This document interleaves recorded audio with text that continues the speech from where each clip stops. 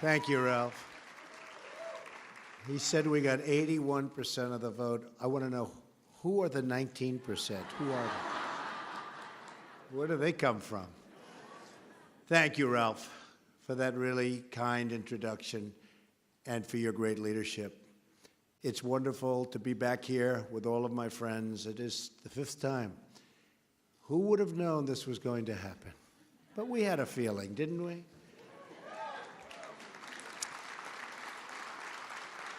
And Ralph, I want to congratulate you and your wife, Joanne, and each and every person in the audience today. In just a few years, you've helped turn a small organization into a really nationwide, beautiful movement. True, so true. And what you have achieved is extraordinary. I've spoken to this group so much, so often. I'll be back. Most recently, 1 year ago this week, when I came here to ask for your support, your help, and your prayers. And wow, did you deliver.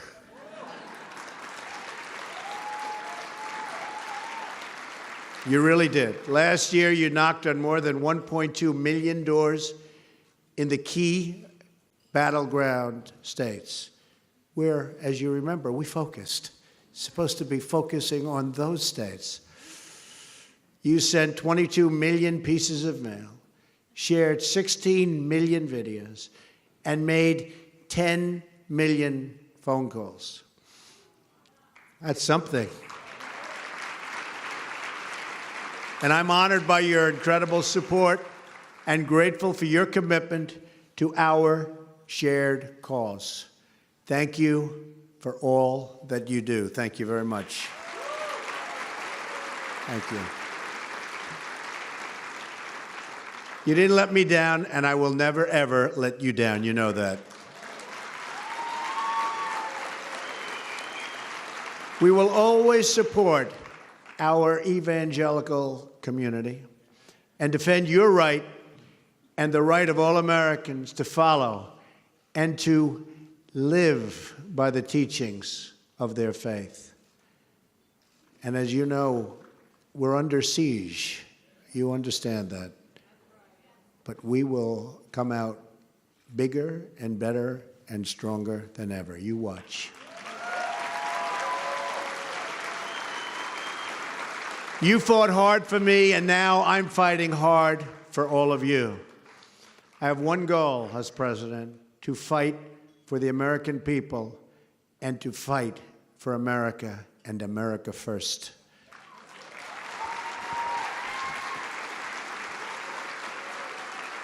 We are going to battle for every American who has lost a job, for every family who has lost a loved one, for every American of faith who has lost their rights and lost their freedom. The forgotten men and women will never, ever be forgotten again. You know about that. Remember they said, where did all these people come from? And you know what? They're still trying to figure it out. They don't get it.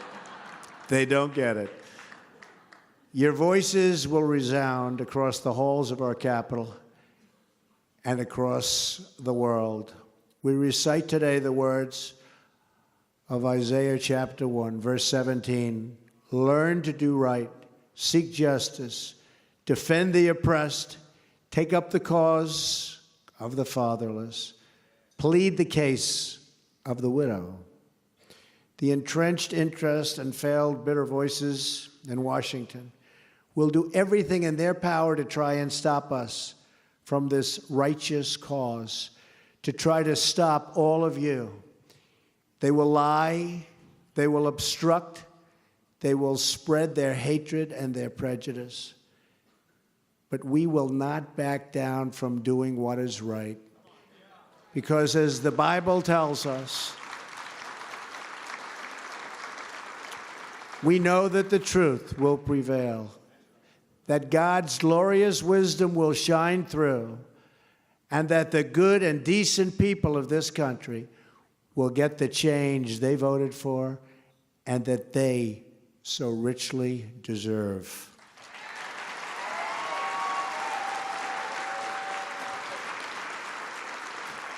Nothing worth doing ever came easy, but we know how to fight better than anybody, and we never, ever would give up, and we don't give up. We are winners, and we are going to fight and win and have an unbelievable future.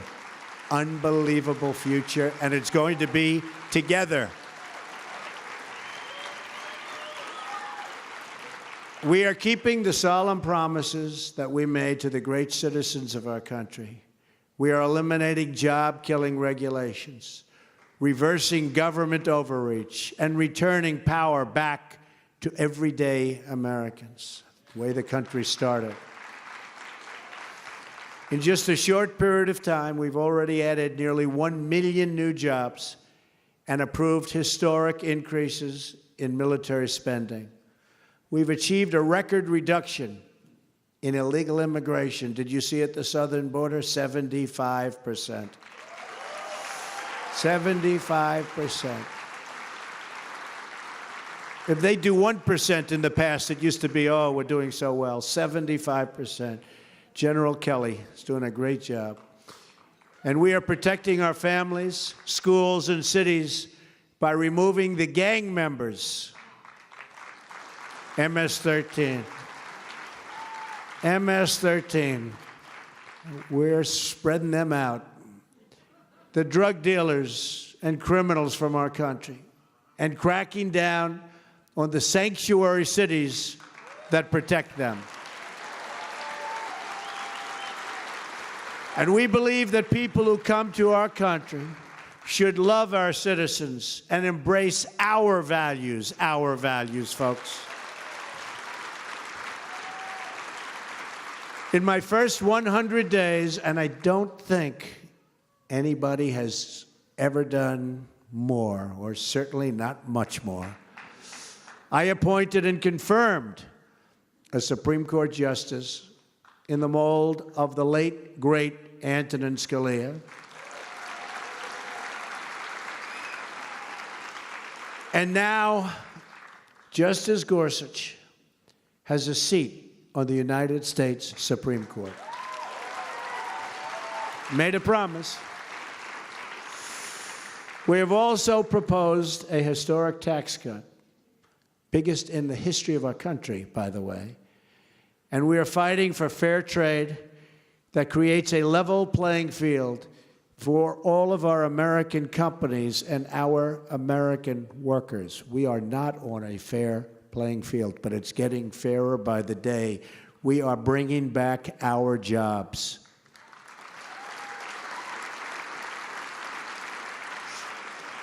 To protect those jobs and the sovereignty and freedom of the United States, I followed through on my promise to withdraw from the Paris Climate Accord.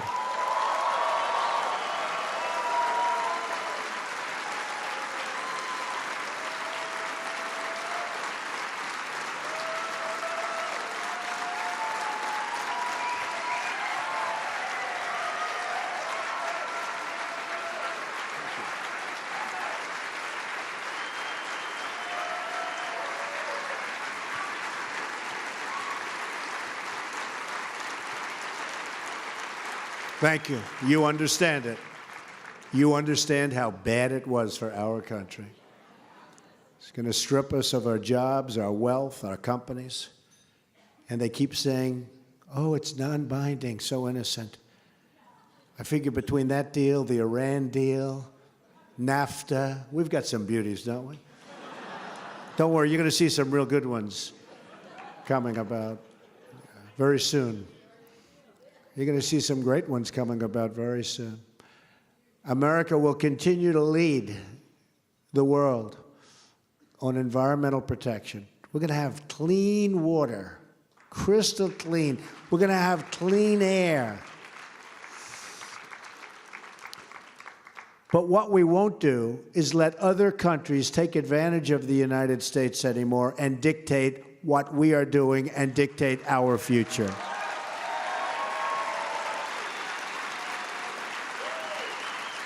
From now on, we will follow a very simple rule. Every day I am president, we are going to make America first, not somebody else, not some other country. We are going to make America first.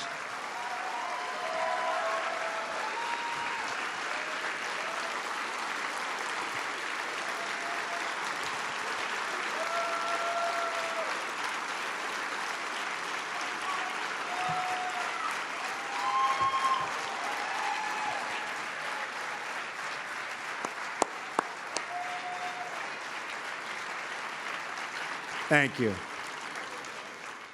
As I am sure you know, I've also reinstated the Mexico City policy, first put into place by Ronald Reagan to protect the unborn.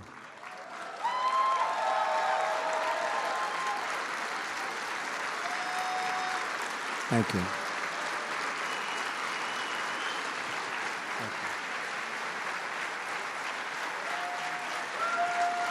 Thank you. And in a really beautiful ceremony at the White House, on the National Day of Prayer, I signed, as I promised I would, a new executive action to protect religious liberty in America, including protecting the rights of groups like yours, the Little Sisters of the Poor. Thank you. Stand up, the Little Sisters of the Poor.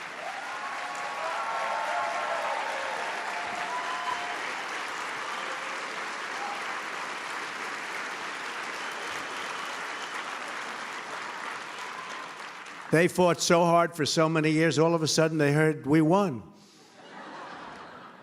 Right? They were tough. Don't want to mess with the Little Sisters, right? They hung in. They had a lot of losses. They sustained a lot of losses, but all of a sudden, one day, a few weeks ago, it was over. They won. So congratulations. Great toughness. Great people. That executive order also followed through on one of my campaign promises to so many of you, to stop the Johnson Amendment from interfering with your First Amendment rights.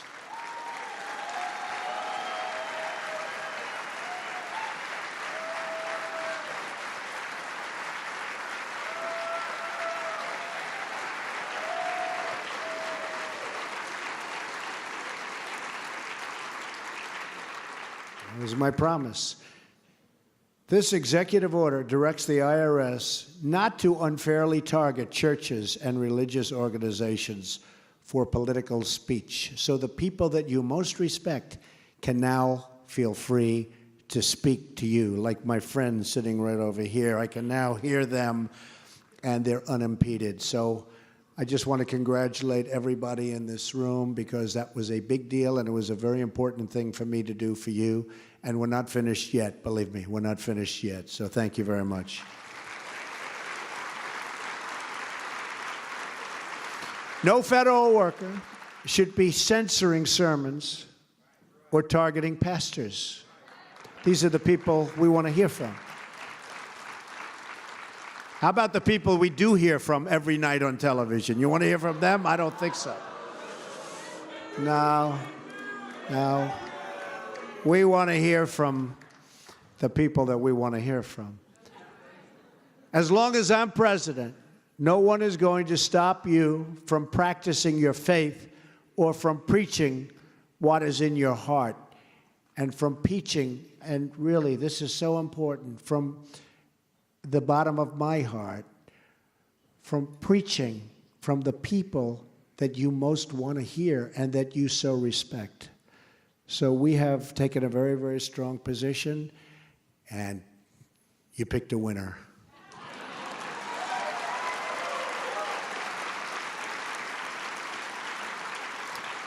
So we want our pastors speaking out.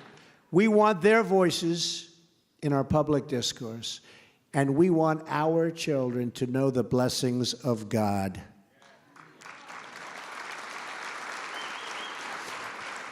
Schools should not be a place that drive out faith and religion. but that should welcome faith and religion with wide open, beautiful arms. Faith inspires us to be better, to be stronger, to be more caring and giving, and more determined to act in selfless and courageous defense of what is good and what is right. It is time to put a stop to the attacks on religion.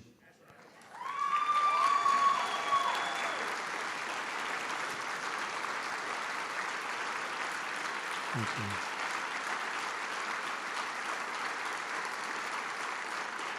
Thank you. We will end the discrimination against people of faith. Our government will once again celebrate and protect religious freedom. Restoring freedom and opportunity also means repealing and replacing the disaster known as... That was easy. Do you see how it's failing? Okay, so I've been saying 116% for so long. It was Arizona. So yesterday, I have a new number. 204% in Alaska increase. It's a catastrophe. Obamacare, as one of the big insurance companies' heads said, is in a spiral. It's in a death spiral. It is dead. Dead. Some of the states are losing their insurance companies. Yesterday, Ohio lost one of the big ones. And Ohio's got problems now. They all have problems. Kentucky, Tennessee, every place I go. But we're dealing with obstructionists. The Democrats are obstructionists. You know what? It would be great to get along with them, but it seems to be impossible. They are obstructionists. And they have a health care plan that's a disaster called Obamacare. Again, the insurance companies are fleeing. The premiums are through the roof. The deductibles, I mean, unless you die a long, horrible, slow death, those deductibles are so high, sadly, folks, you'll never get to use them. It is a disaster what's going on with Obamacare. Nobody wants to talk about it. But you take a look at the premiums, how high. You take a look at those deductibles, you have nothing. And then, of course, the mandate. Let's pay to get out of it, okay? We're the only one. We pay to get out of not paying. That's how bad it is. So Obamacare is dead. And don't let them pin it on the Republicans, by the way. We've only been here for a short period of time, okay? But a good bill passed in the House, something I hope great is going to come out through Mitch McConnell in the Senate. And we're working very hard. I can tell you, we're really working hard. And if we had the best plan in the history of the world, we wouldn't get one Democrat vote. Just remember that. If we had a plan that gave you the greatest health care ever in history, you wouldn't get one Democrat vote because they're obstructionists. They're bad right now for the country. They've gone so far left that I don't know if they can ever come back. Now, as a, believe it or not, politician, I never would call myself a politician, but I guess that's what I am. I became president. I guess I'm a politician. Selfishly, I love where they've gone because I think they've taken the wrong path. But they have gone so far left, trying to appease a certain group, that I think they've made a horrible mistake. But what they have done is they've tried to obstruct. And that's why when it comes to the elections in 2018, we have to get more because we're only up by 2 in the Senate and a pretty small number in the House. And we have to build those numbers up because we're just not going to get votes. Now, maybe times will change, and that could happen at some point. I remember when Republicans and Democrats would fight like hell, then they go out, have lunch together, have dinner together, go back, fight like hell, and get a lot of things done. Now the lunches and the dinners don't take place. The level of hatred is beyond anything that I've ever seen. So they're obstructionists, but we're going to get health care done. We're going to get the tax scares done, the tax cuts. We have the biggest tax cut and great tax reform. We're going to get it done, But sadly, we're going to have to do it as Republicans because we won't get any Democrat votes, and that's a very, very sad, sad thing. I filled my administration and cabinet with people who share our priorities and who want to deliver for the American people. And even that, as you know, it's so hard, the process, because of the obstruction. It's so hard. You know, they say resist, but they really should say obstruct. But it's so hard because when you hear that we have vacancies, it's true. But take a look at what's going on. Getting the simplest appointment is a big deal that takes forever. Our wonderful Vice President, Mike Pence, will be here later this week. What a great guy he is. Great guy. When Dr. James Dobson, stand up, James, stand up, James. Good. Great man, great guy. Thank you, James. Receives a Lifetime Achievement Award. But today I also want to congratulate Dr. Dobson and his wife, Shirley, who was with me at the beginning of the campaign, right at the beginning of the campaign. And I called back. She was substituting for James because he was so busy preaching. And I said, you know what, James? She may be better than you are. She was good. She was good. We had a good time, right? And I'll tell you what, the audience, they loved her. So in advance of that recognition, James, and for everything they've both done to keep the focus on the family, I just want to congratulate you. It's just so amazing. Thank you. Great. Great people. Great people. Thank you.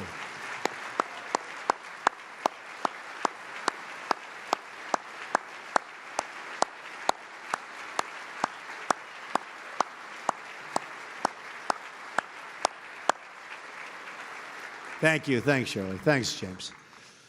Family is the foundation of American life, and we are proud to stand together with all of you to promote and protect family values.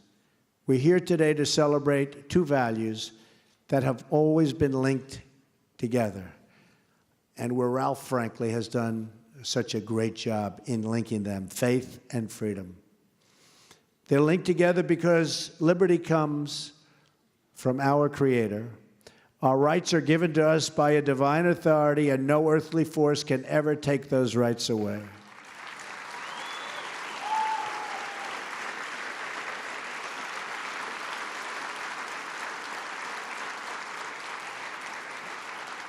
That is why my administration is taking power out of Washington and giving it back to the people where it belongs. I said right from the beginning.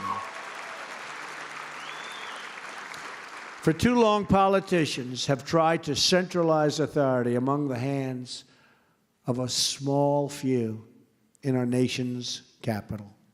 People are getting very rich. Bureaucrats think they can run over your lives, overrule your values, and tell you how to live.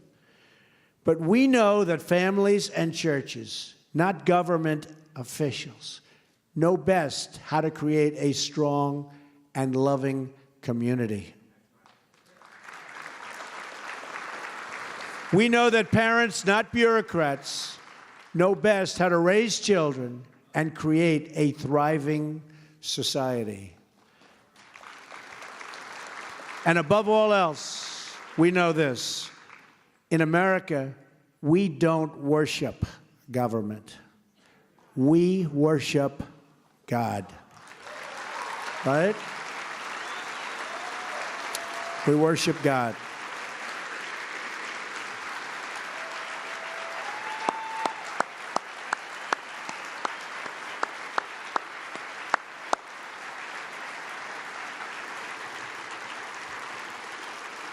Thank you. Our religious liberty is enshrined in the very first amendment in the Bill of Rights.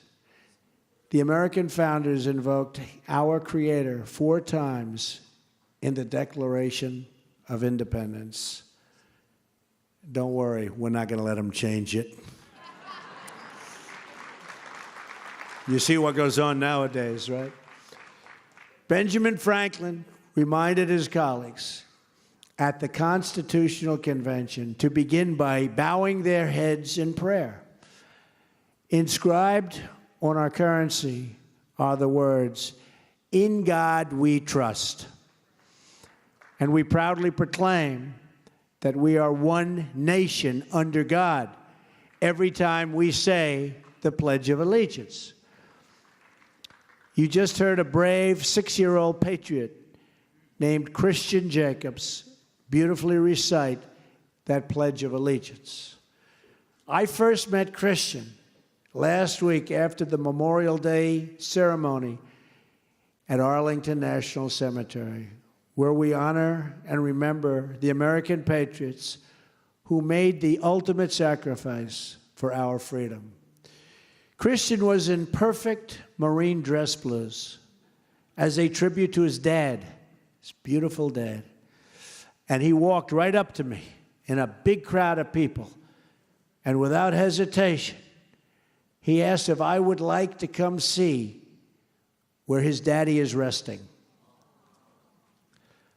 Next, he led me over to where Marine Sergeant Christopher Jacobs lies among his brothers and sisters in arms in Section 60, and showed me pictures of his fallen father, who is so great and so important to him. Not only does young Christian carry those photos, but he carries his father's love in his heart and his courage in his beautiful, beaming young face. With his mom, Brittany, by his side, terrific mother. I said, "Is your mother good or is she great?" He said, "She's great." I said, "You better say that." He looked me square in the eyes and gave me a firm handshake.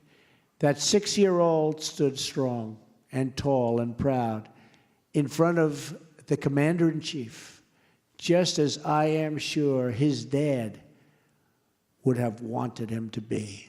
He's extraordinary. Christian's father.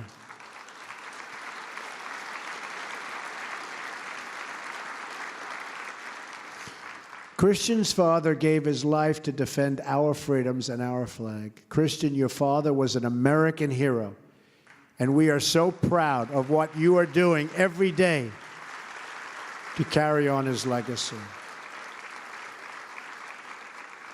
And Christian, we hope to prove worthy of the sacrifices your family has made. And believe me, we're going to work very hard to live up to your standard. Christian, stand up. Come on, Christian.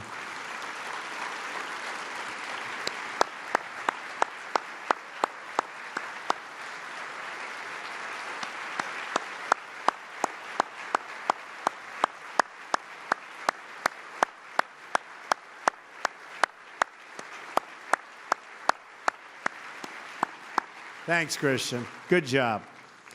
Good job. Special guy. Every day, our brave men and women in uniform are risking their lives to keep this country safe from murderous groups like ISIS, Al-Qaeda, and so many more. We must confront this evil that plagues humanity and eradicate it from our planet.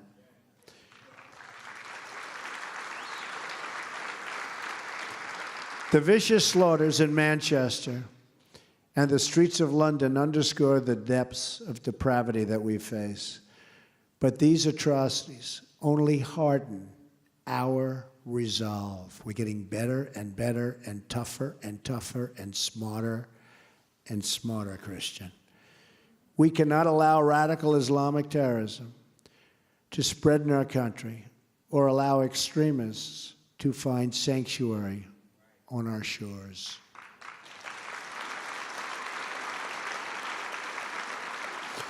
We will protect our country, we will protect our families, and our ways of life will always be protected. We will crush this enemy that is waging war on all of civilization. Last month, I traveled to Saudi Arabia to speak to the leaders of more than 50 Muslim and Arab countries and to rally them in the common fight against terrorism which is a menace to people of all religions. There can be no coexistence with this violence. I told these leaders that they must drive out this enemy from the face of the earth. Every child of God, no matter where they live, what language they speak, or what book they live by, deserves to be able to grow up in harmony, dignity, and peace. In that summit, the likes of which there has never been any summit like it. You've seen it, you watched it. We reached historic agreements to fight not only terrorism, but the wicked ideology that really drives it. I mean, it's just driving it. And to starve this enemy of the funds, the billions and billions and billions of dollars that's being poured out into the enemy.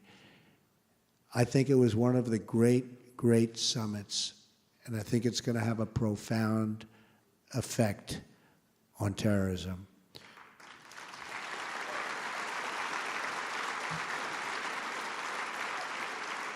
Finally, because my administration is deeply committed to the right of religious believers everywhere to be free from persecution, I called on these leaders to protect Muslims and Christians and Jews and people of all faiths, because you know what's going on there, and it's horrible, horrible. Terrorism is a threat, and it is a big threat, to religious liberty around the world, and all responsible nations must protect the right of people to live and worship according to their conscience.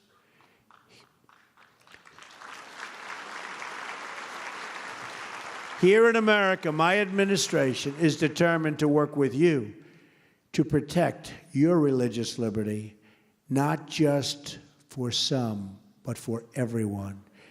Together, we can crush the horrors of terrorism. We can usher in a new era of faith, family, and freedom. Because we understand that a nation is more than just a geography. A nation is the sum of its citizens, their hopes, their dreams, their values, and their prayers. America is a land rich with history and culture and filled with people of courage, kindness, and strength. And though we have many stories that we all share at home, the one thing we do share is one beautiful destiny. And whether we are black or brown or white, we all bleed the same red blood.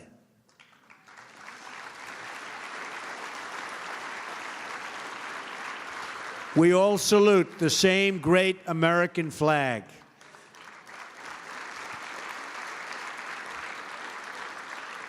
And we are all made by the same Almighty God.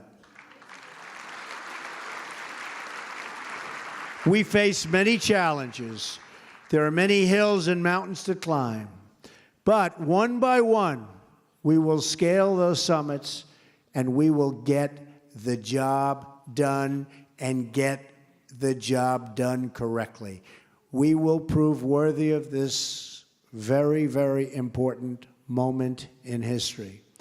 As long as we have pride in our beliefs, courage in our convictions, and faith in our God, then we will not fail.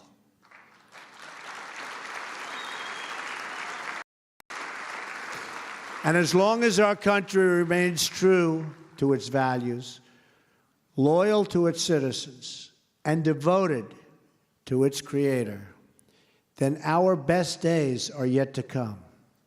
Because we will make America great again. Thank you. God bless you. Thank you.